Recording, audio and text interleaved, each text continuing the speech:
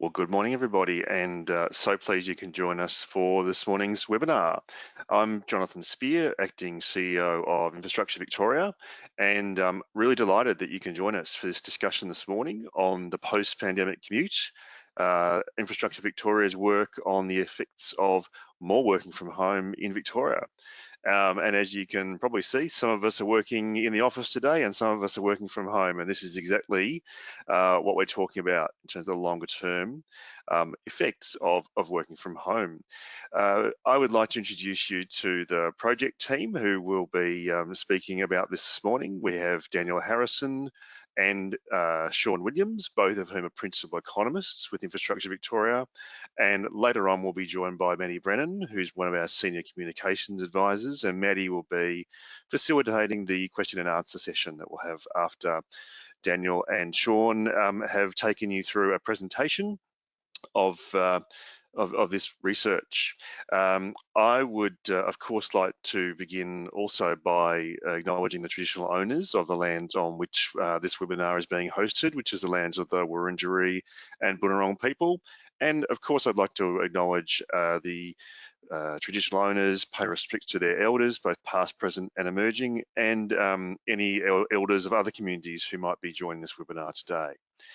So earlier this year, Infrastructure Victoria released a report really giving our analysis and guidance around the shorter term effects of working from home and of COVID as we emerged from the lockdowns of last year, and of course what we've experienced this year as well.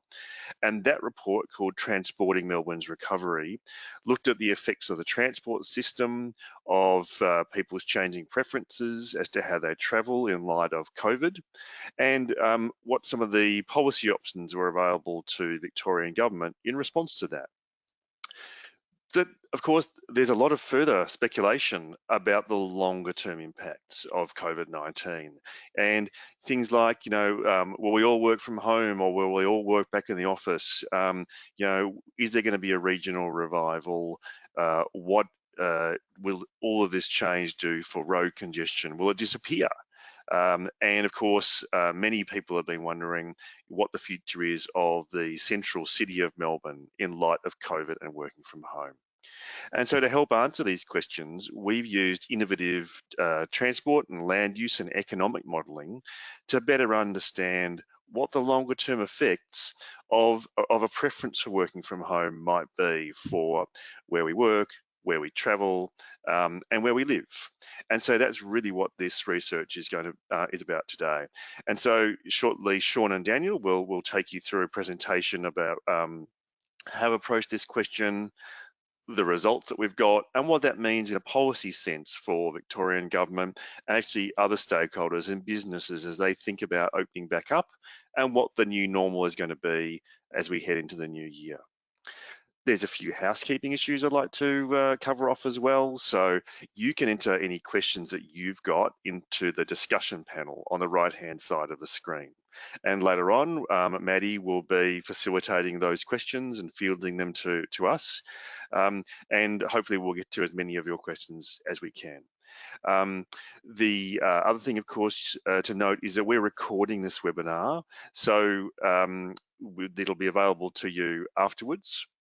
One of the things we would like you to do if you're posting questions is just let us know your name and what organisation you're from, and that'll help everybody to understand who's participating in this Q&A session.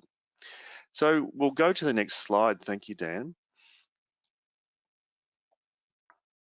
Because what I'd like to do, of course, is give you a quick overview of what Infrastructure Victoria is and does.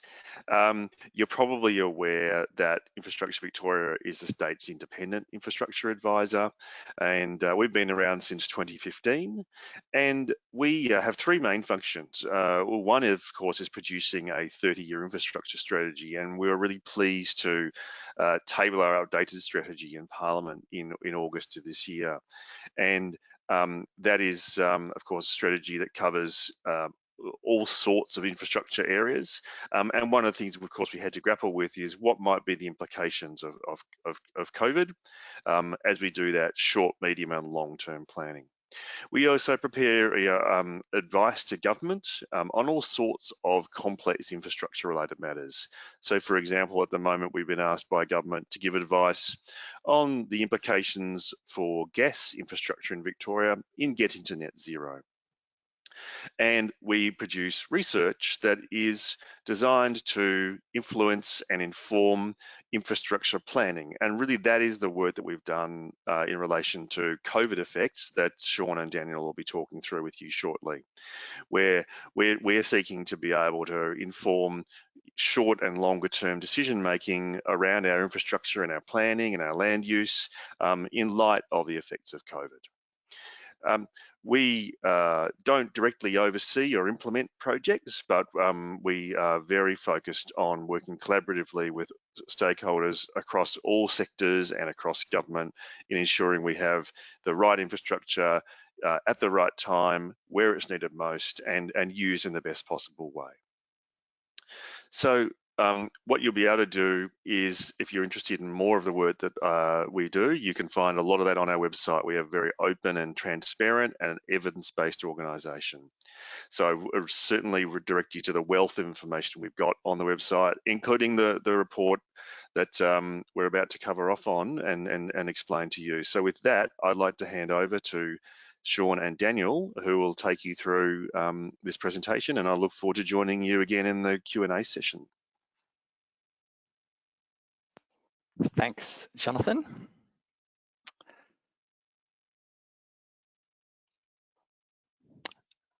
So what we're going to talk to you about today, as Jonathan has already outlined, is essentially our modelling of what the implications of COVID and working from home will be over the medium term. So that's next, say, 10 to 20 years. And the essential difference between this and transporting Melbourne's recovery, which was focused on the short term, is that in this case, we expect the threat of the virus to be gone. People wouldn't have an aversion to, say, public transport, things like that. But there's a persisting, ongoing working from home trend. And the other critical difference is that unlike short term, in the medium to long term, people will also be able to move around Melbourne. They'll sell their houses, they'll change where they live and where they work. And we want to see what the implications are for that. Just next slide, please, Tolly. And in light of these modelling results, we'll also at the end of this report give you an overview of the recommendations that we've made to the Victorian government to consider, given the implications of the modelling results. Next slide. So working from home was quite different before COVID-19. Working from home has been one of those things that has been expected to really take off over the last few decades, but the reality is, while many people had experience of working from home, it never really took off. So historically, around 25% of Victorians did at least some kind of work from home each year. So, an hour a week or something here and there. But most people didn't do a lot of working from home. So if you look at the chart on the right, you've got the blue line, which is people doing an hour or more of work from home. And the red line kind of shows those who are doing 8 or more hours of work, which is much lower. But even more than this is those who actually skipped a commute. And looking at census data, only around 5% of people worked from home and didn't take a commute. And that trend has remained, from 2006 through to 2016. So over the last few decades, there really hasn't been the takeoff in working from home that we expected.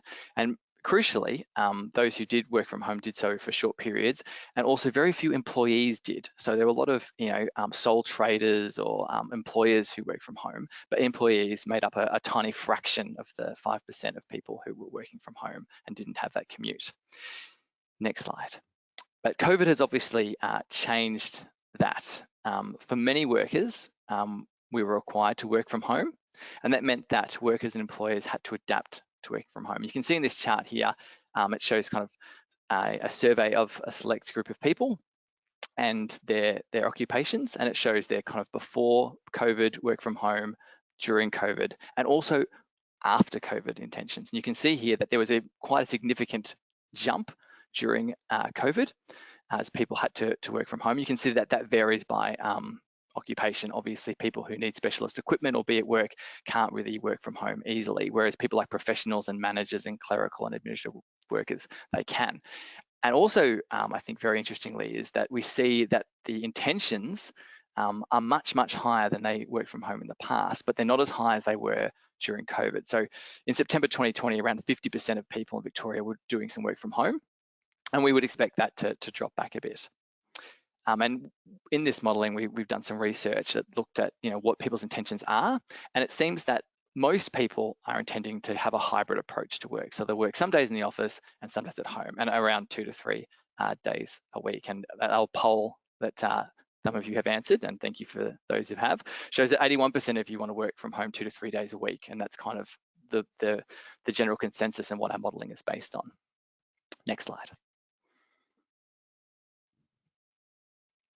So how do we model this? It's all very well to say that there's been a change, and I think for many of us, we've seen that change. And some of the questions that people are asking is, will this, prompt a regional revival? We saw a lot of people moving to their holiday houses, changing their addresses during lockdowns, and we've also seen people literally sell and move to the regions. And is that something that's going to continue?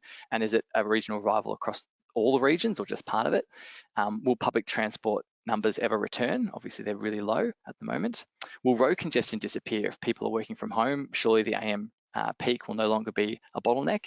And will it mean the demise of Melbourne's central city? Will the central city bounce back? And the office today is a bit grim, but we're going to look at what it might look like a little bit further down the track.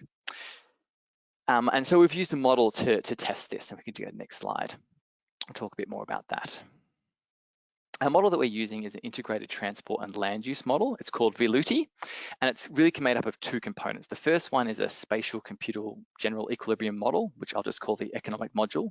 And that really models the economy, but also models the economy spatially. So this is jobs, this is output. And then the second part is VITM, which is the state government's transport module. And so when you put these 2 together, you can see how people move around the state, which is in the economic module, how they change jobs and where they live, and then you can model their transport patterns in VITM. And while the future is inherently uncertain and there's a lot of speculation out there, we think that modeling can help us understand how things might eventuate if particular assumptions hold. And 2 of those assumptions are, firstly, and we've discussed this already, that we expect people will have a mixed approach to work from home. There'll still be people going to the office from time to time. So not everyone's going to do 5 days a week working from home. And we also leave the assumption in that essentially businesses will still want to be located near other businesses of similar type, so they can have face-to-face meetings and collaborate when required. Next slide. So what did we do? First, we estimated that there were around 1/3 of Victorian workers who can work from home. And so we did this by looking at research in the US and adapting it for Victoria, that basically went through and looked at what kinds of jobs can be worked from home, which is jobs that don't require specialist equipment, they don't require face-to-face interactions with the public. And as you'd expect, they're traditionally office-based. So professionals, managers, administration workers, but also things like bookkeeping, telemarketing, and tertiary educators. And so when you take this, the first fact that there is only 1/3 of people who can work from home, then for those 1/3 of people, we looked at different scenarios of levels of working from home: an additional 1 day a week working from home, an additional 2 days a week working from home, and an additional 3 days a week working from home. And given that people work from home in these occupations on average about 0.4 of a day a week beforehand, the medium scenario kind of reflects 2.5 days a week work from home. Next slide, thank you. The way that we did this in the model was also that we did it by reducing trips in VITM for those 30% of people who can, 33% of people who can work from home, but we also reduced the commuting cost in the macroeconomic economy model as well. So what we didn't do was adjust immigration and the impacts of that from COVID-19 in the base case. So we modeled the year 2036, and essentially we've all seen that the airports have been closed, international borders have been closed, and very, very few people have been able to immigrate. And you've seen the effects of that on population of Victoria. And that's something that's happened over the last 2 years, and it's something we expect will take a little while to bounce back. We haven't included this in our modelling for 2 reasons. And the first reason is that we really wanted to focus on the impacts of work from home. If you also include population changes, then you look at the results and you don't know, is it the population driving these demographic changes and these transport implications, or is it the work from home? And the second reason is also because there's not the data available yet for those population forecasts at the level that the model requires. And I think it's good to keep this in mind, but I think it's also good to understand that we expect the broad trends to be very similar. So we also ran a 2051 model run, and essentially the percentage changes for demographics were very much the same. And so it's just something we can expect regardless of what the base level population is. What we see work from home doing to where people live and work and travel would be expected to hold. Next slide, thank you. So we're going to hand over to Sean now, who's going to discuss what we found in the results. Thanks, Daniel. So this is the interesting bit, what our modelling shows.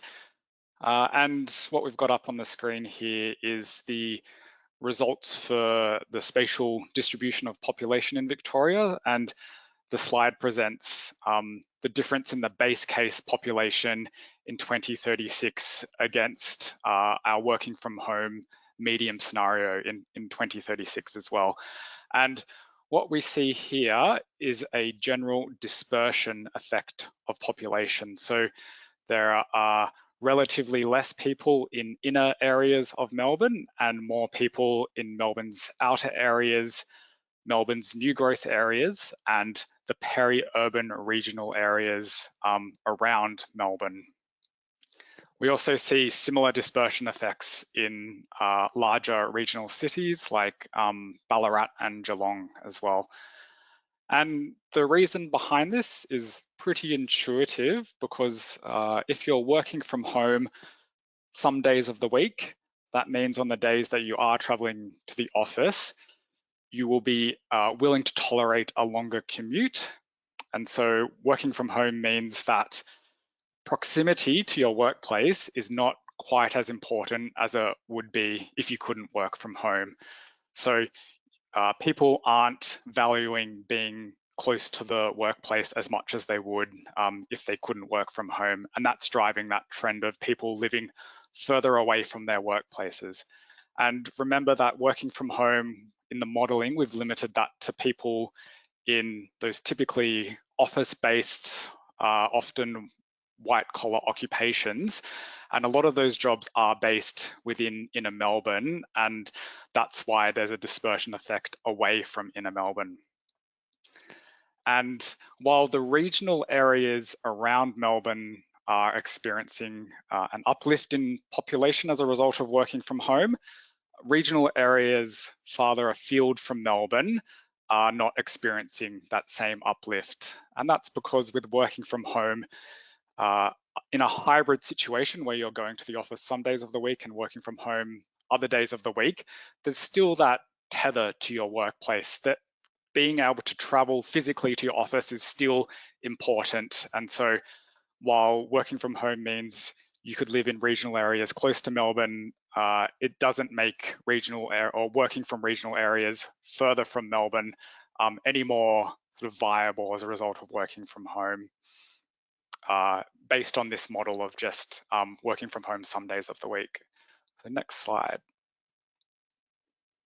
In terms of the trends on the jobs or employment side, it's maybe a bit less intuitive than the population story, but what we're seeing is a concentration of employment within inner Melbourne and lower employment in other areas of Melbourne and other areas of Victoria, including regional areas.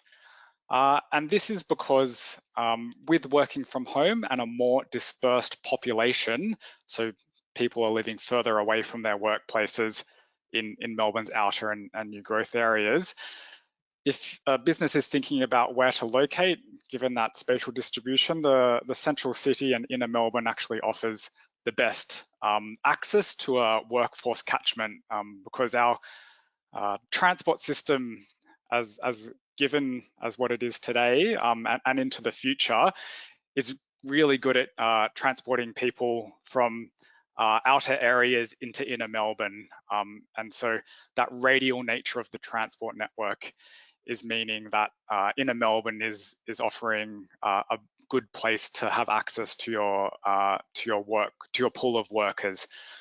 In addition, as Daniel noted, the model also accounts for those agglomeration benefits which businesses get from locating in dense urban environments. And that's also a factor which is driving more businesses locating in the central city, as the central city is the most agglomerated area of Victoria. Businesses are seeking those agglomeration benefits as well. And that, sort of aside from the modelling, that also sort of makes sense if you think about it as well with a hybrid model of working from home, where if you're going into the office some days of the week, you probably want to be prioritizing your interactions and your connections with your colleagues and people at other firms as well. And so you want to be going to a place that is has a density of people and employment and is vibrant, rather than necessarily going to an office in a less dense location where those opportunities for interaction, connection, and collaboration might not be as prevalent. Next slide.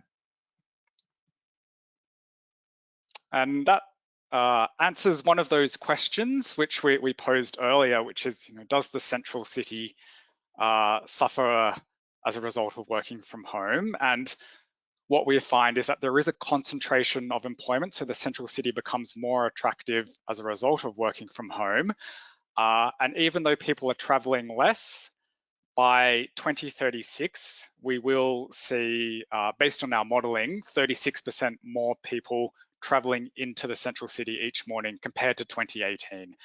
So that suggests that the central city will remain a vibrant place and the home of economic activity in Victoria, even with the shift to working from home.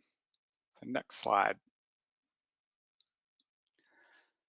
So I've presented some trends on the maps that I've just displayed, but it's important to understand sort of the scale of these impacts and the context. And if we go to the next slide, we can see that working from home marginally changes expected growth in different areas in Victoria, but it doesn't change the overall trajectory of population growth in Victoria. So the grey bars on this chart are the base case expected population growth from 2018 to 2036, and the blue bars are our working from home scenarios. So you can see that working from home marginally changes the expected growth by these areas, but it doesn't result in a huge reversal of trends. And that's due to what we've modeled is a situation where working from home can only be done by some workers, and when they are working from home, they're only doing that some of the time. So that sort of moderates those impacts of working from home. And it's a similar story with employment on the next slide, that you can see here that under the base case, inner Melbourne's expected to have the highest jobs growth, and working from home will accelerate that a bit, but it doesn't sort of reverse the overall trends again. The next slide. In terms of what this movement in people and employment and the impact of working from home itself means for the transport network, well, as you would expect, working from home means that there are less trips made overall on the transport network, because some people are able to substitute their commute with a day of working at home. But there are subtleties in how this plays out and what it means for congestion on our roads and crowding on public transport. So next slide.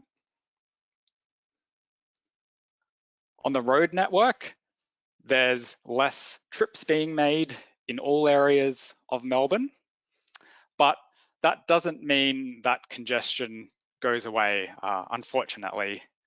So next slide. And there's some subtleties here in the changing nature of trips on our road. So because we have a more dispersed population, but also more concentration of jobs in the central city, that means that when people are traveling from these dispersed locations, they're actually traveling further. They're making longer trips. And longer trips generally made on freeways. And so actually congestion on freeways deteriorates as a result of working from home, as in there's worse congestion on freeways, even though less trips are being made. On the other hand, some inner areas of Melbourne are seeing less congestion on those local roads. Overall, what that means is that congestion stays about the same. It gets a bit worse in some instances and gets a bit better in other instances, but overall, the costs of congestion, which is the chart on the right here, over a 24-hour period, doesn't change that much from the base case. So important takeaway here is that we cannot be relying on the fact that people will be working from home to magically get rid of congestion, unfortunately. Next slide. And on the public transport network, there's also variations here in how this plays out. In Melbourne's outer and new growth areas, we're actually seeing more trips from these origins as a result of working from home. And that's not entirely intuitive, right? Because people are traveling less, but actually the higher amount of trips as a result of working from home in these particular areas is due to more people living in these areas, but also the fact that if they are traveling into the city from these areas, public transport generally offers the most efficient way of doing that. And so Melbourne's outer and new growth areas actually see an increase of public transport trips from these areas. Next slide.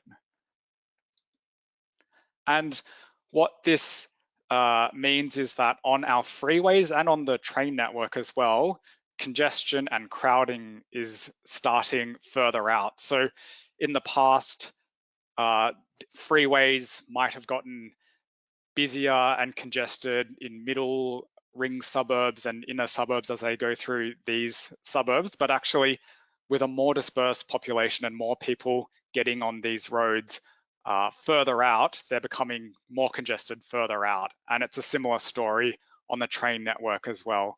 There's more people getting on in outer suburbs, and these services are becoming congested further out in the morning commute. Next slide.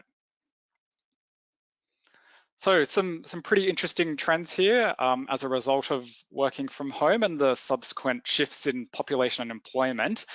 That has clearly some implications for how the Victorian government should be thinking about its policies in the future. And so we've made some policy recommendations in our report in light of the modelling results.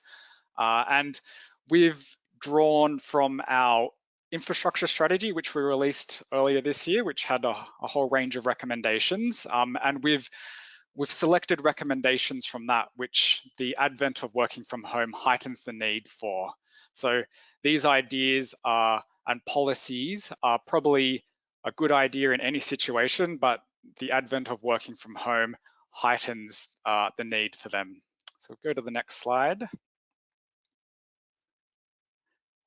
In terms of the impact on where people are living and those pressures as a result of working from home of dispersed population, what this means is that there's more pressure in those outer areas of Melbourne and the peri-urban areas of Melbourne for population growth.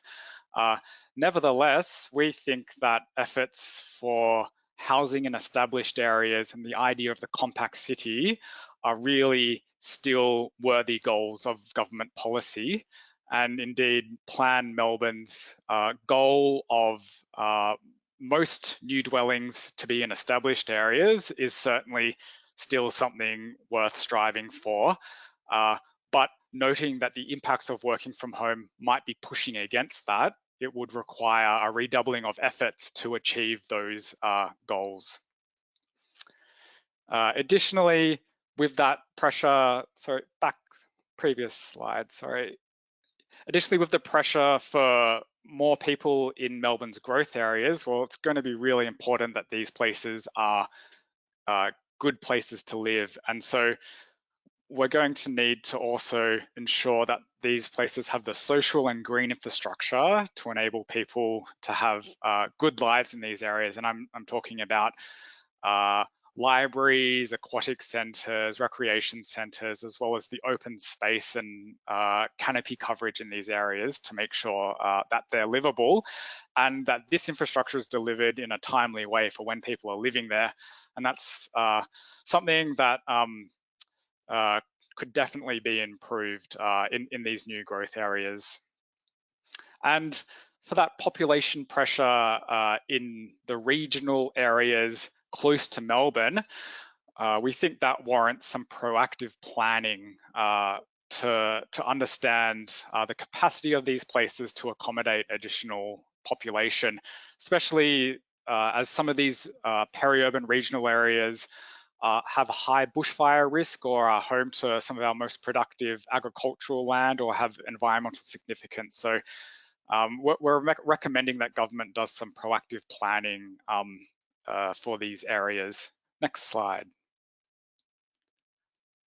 For those employment trends that we're seeing, well, with working from home, meaning that people are going to be spending more time at home, then it makes sense that we should be ensuring that our houses are energy efficient because we'll be consuming more heating, more cooling in our homes, and that means the efficiency of the energy use at home is all the more important.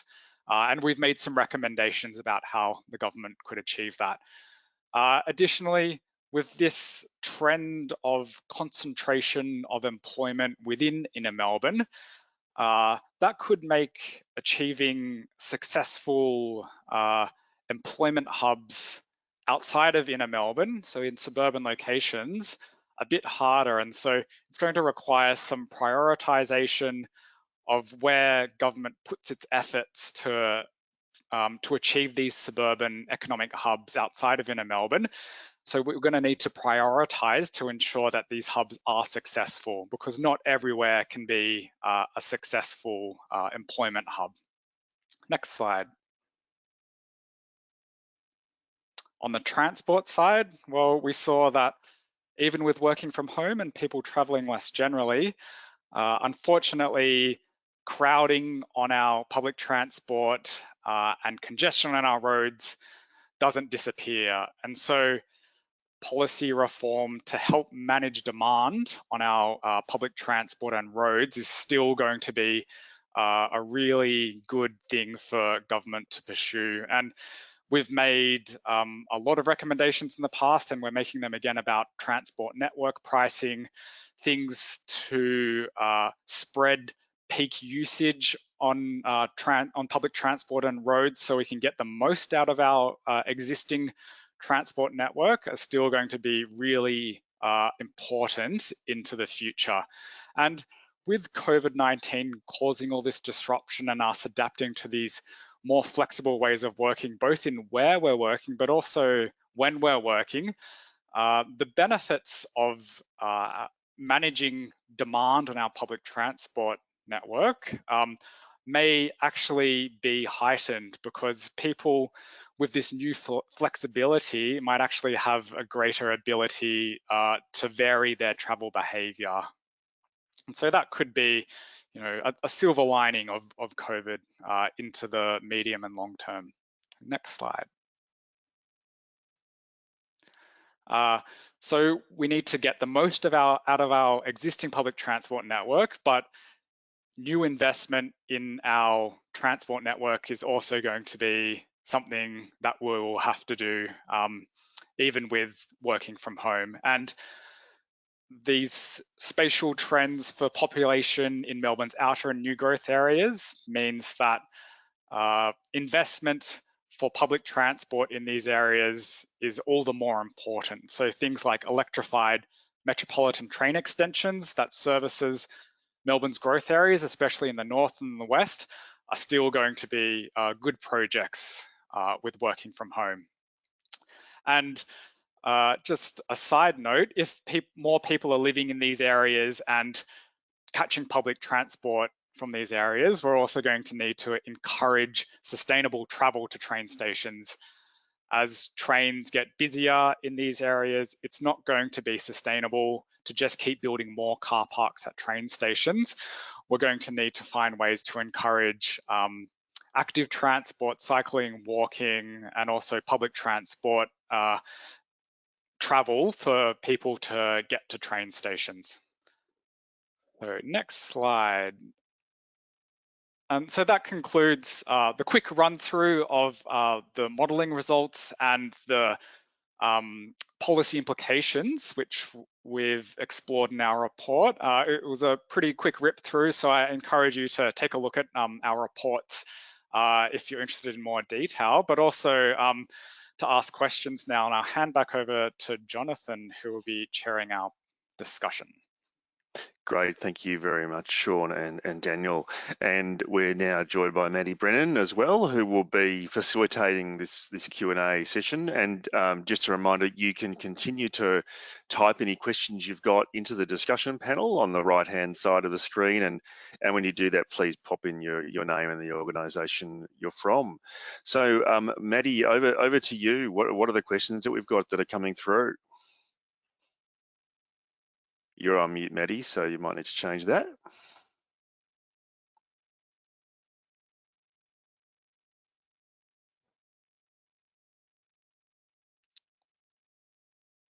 Just bear with us for one moment while Maddie fixes her audio.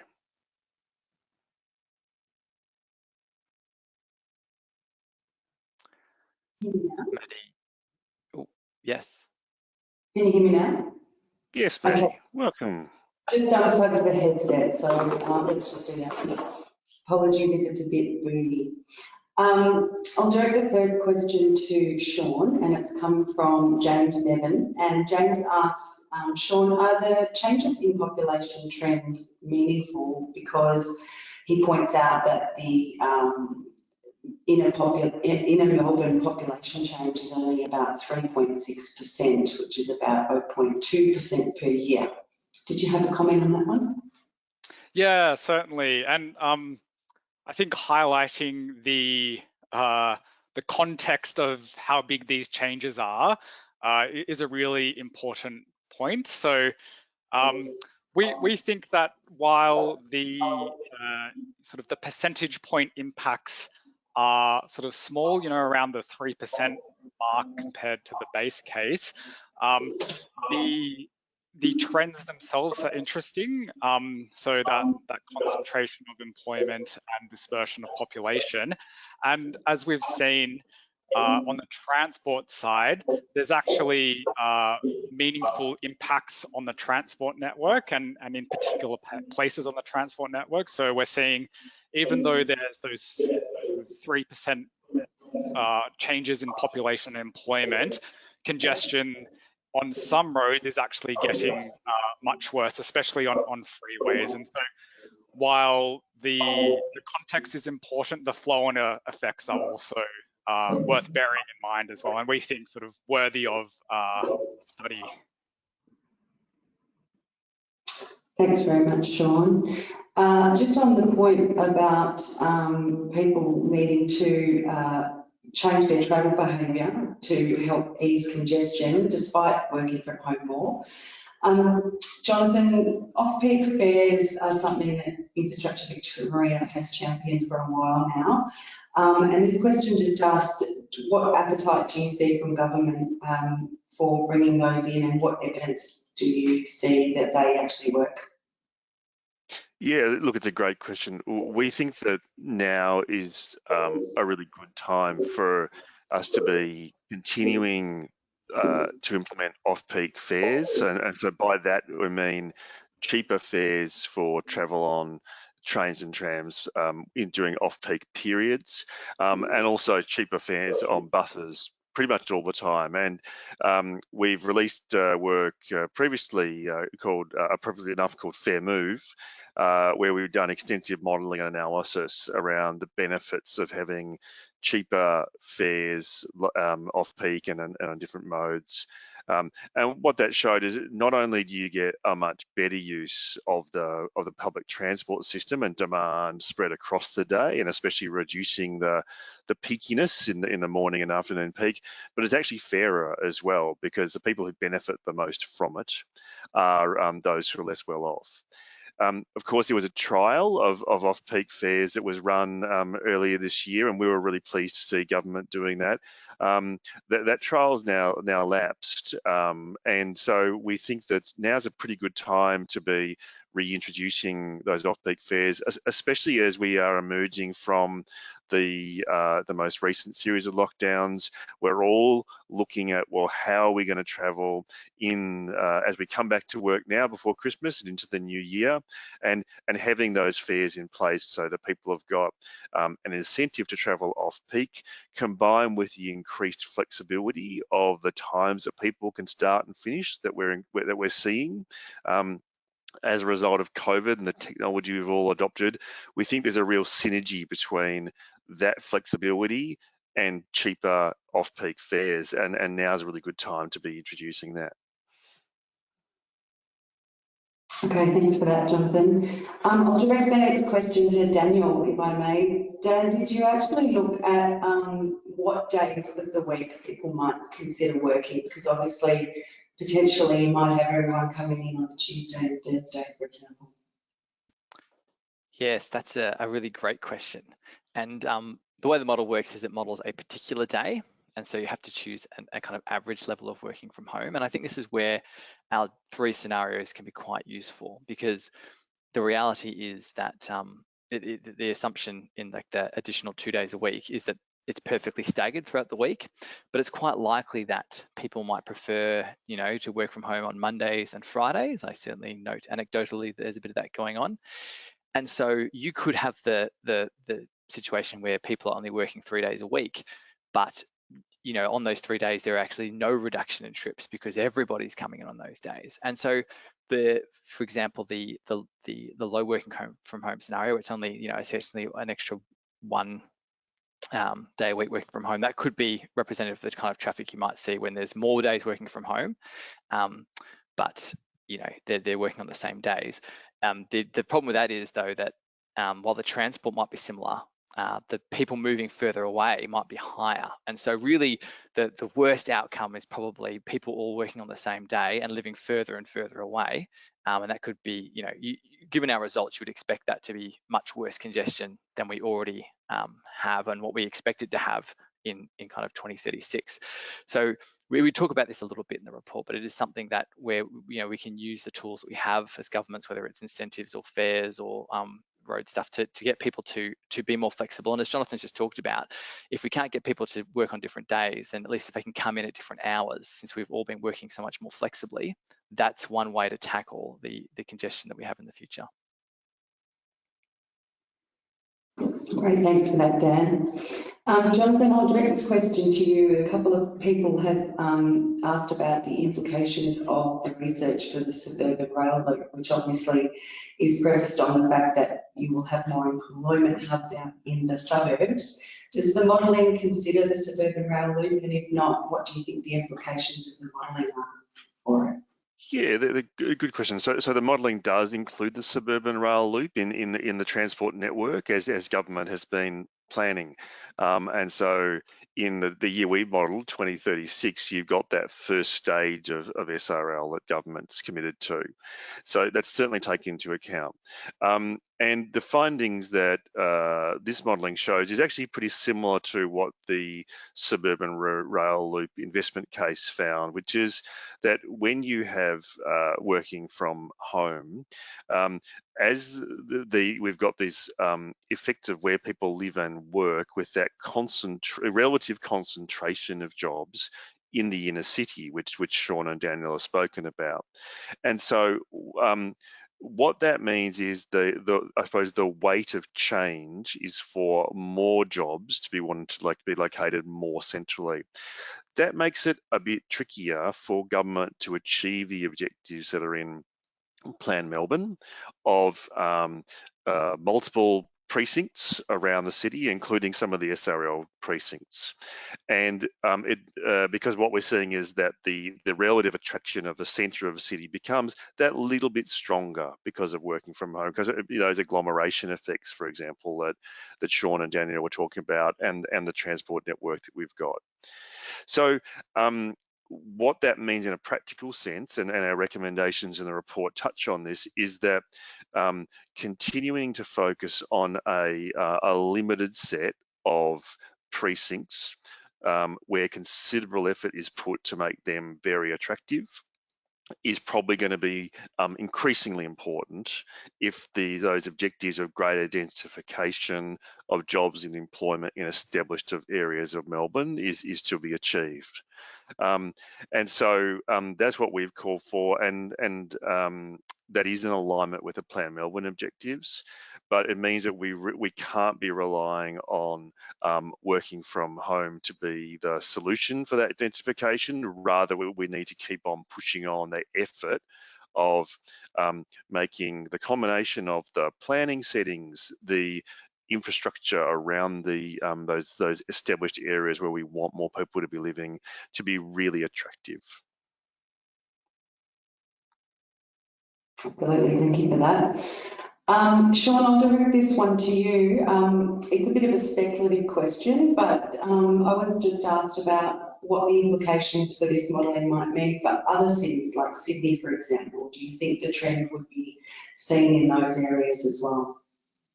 I mean, obviously we didn't look at other states, but I would expect those same fundamentals around if you don't need to travel to work every day of the week, then you're willing to tolerate a longer commute to work, causing a dispersal of population. I would expect that would hold in other large Australian cities as well. And yeah, it's a bit harder to say exactly what the employment impacts might be as well, because other cities have a different economic geography to Melbourne. So it's a bit harder to say there, but and certainly on the population side, you would expect people would be living further away from jobs and maybe in more dispersed locations. And I'd just jump in and add that Victoria University have been doing a bit of work across Australia on this they haven't got a transport side of the model, but they're doing some spatial work. And essentially, yeah, you see a similar trend of dispersion in places like Sydney and stuff like that. Yeah, and one of the things, of course, is distinctive about Melbourne's economic geography, as Sean said, and our transport setup is that very radial setup of our transport networks, which is one of the things that's driving the attractiveness of jobs to the centre of a city.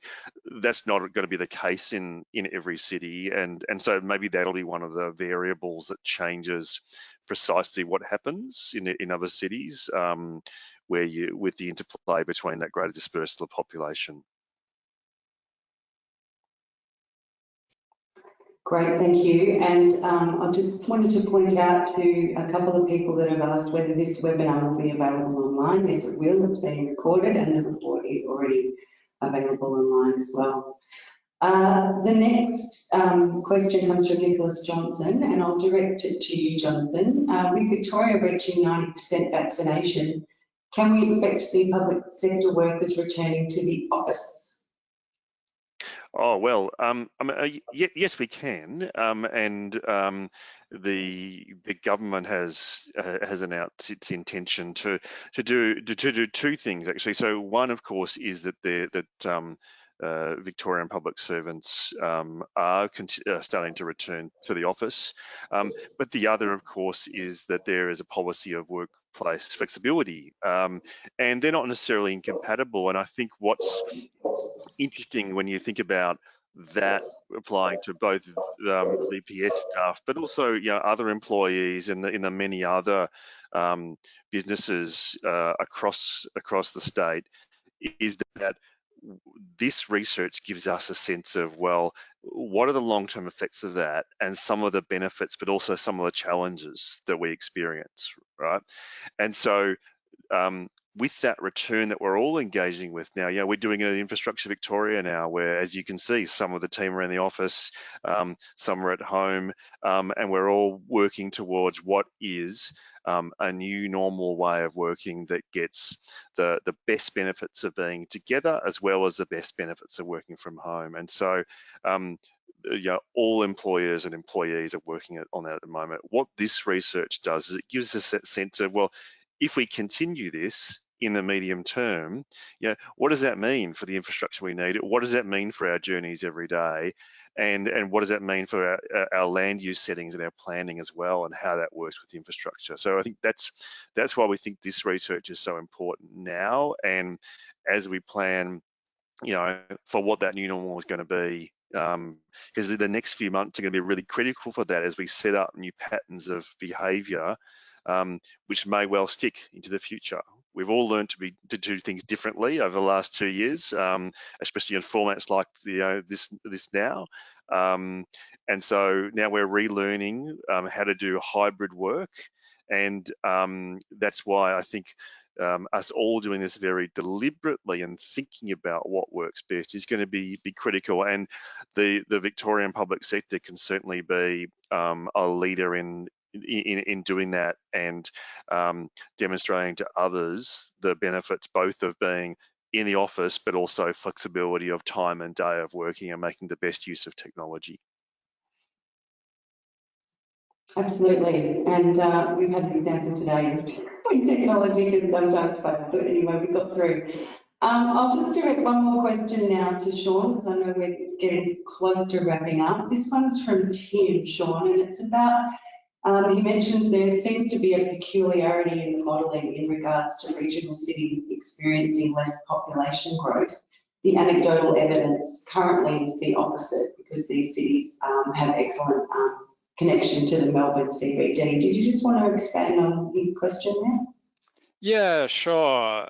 So what we're seeing is not necessarily a population decrease in any regional city. So from today to 15 years into the future, we're expecting all regional cities to be growing, but it's a difference in what we would expect under sort of what we're calling the base case, and what's happening with working from home. And so it's important to remember that context, that we're still expecting all regional cities to be growing. It's just that they might grow sort of marginally slower as a result of working from home. And another important factor in the modelling is that with the that dispersal effect of population in regional cities, is that maybe people are living sort of a bit further out of these regional cities, maybe just sort of outside the town border, but generally the population in sort of a larger catchment around these cities is going to be staying sort of about the same as a result of working from home. And certainly regional areas like Kyneton and other areas on Melbourne's periphery are actually seeing an increase in population. So there's a mixed impact that we're finding as a result of working from home within the modelling context. But I know, there are sort of existing patterns of and anecdotal evidence of people moving to regional cities sort of as an immediate response to lockdown and the ability of working from home. Great, thank you very much, Dawn. And I just couldn't help but point out Billy's question from the Public Transport Users Association, who's asked about other forms of transport in the future, like Uber Air, pods and trackless trams. And Jonathan, I know that you will like answering that one before we close. Sure. Look, so things like Uber Air and so forth are really interesting developing technologies, and it's probably fair to say that they're still under development, both in a technical and a regulatory sense, and their economic viability. So that's something that we're going to continue to monitor. The thing I guess we'd observe is their capacity to move very large numbers of people. Currently seems pretty limited, even if they do deliver as promised. So we think that things like aerial transport, while really interesting and worth keeping an eye on, probably aren't the solution to congestion and crowding as the city continues to grow. But it could have a marginal effect that's interesting. Trackless trams, I mean, their great benefit, of course, is their ability to be deployed quite flexibly, a little more flexibly than trams on rails, and so they are also developing as well. So we're keeping an eye on that, and of course there's a number of pilot projects that are being considered at the moment. Those are all things that, as we continue to update our 30-year strategy, which we do every few years, we'll be having an eye to that, and our current strategy does point to the opportunity for trackless trams in some deployments too. So we probably better wrap up there, I think, given the time. Thank you, Maddie, for fielding those questions, and to Dan and Sean for answering questions, and also for your presentations.